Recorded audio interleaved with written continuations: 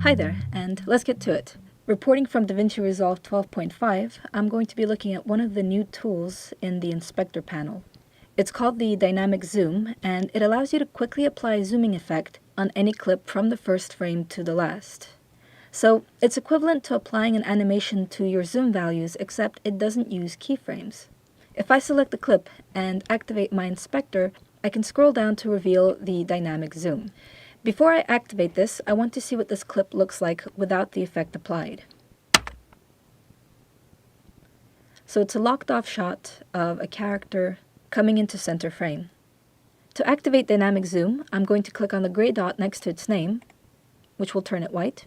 And that's it, the effect's already been applied. If I was to play this back right now,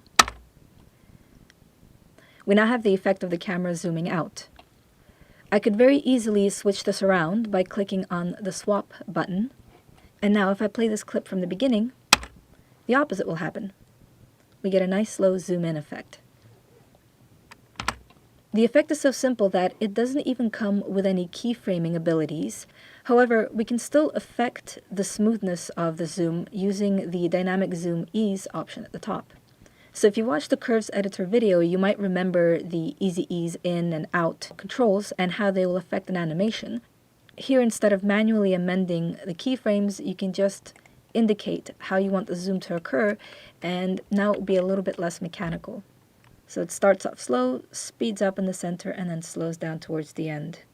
You have further controls if you refer to the bottom left-hand corner of your viewer and open up your dynamic zoom controls. Now you have these outlines telling you where your zoom begins, that's the green outline, and where it will end, that's the red one. When you click on swap, the colors reflect that. You've also got points on the corners of the viewers, which means that you can now indicate at what scale you'd like your zoom to begin and end. And what's also pretty cool is you can grab these bounding boxes and even change the position of the zoom, so it's a combination of both the zoom and the position controls being animated. So now when I play this back,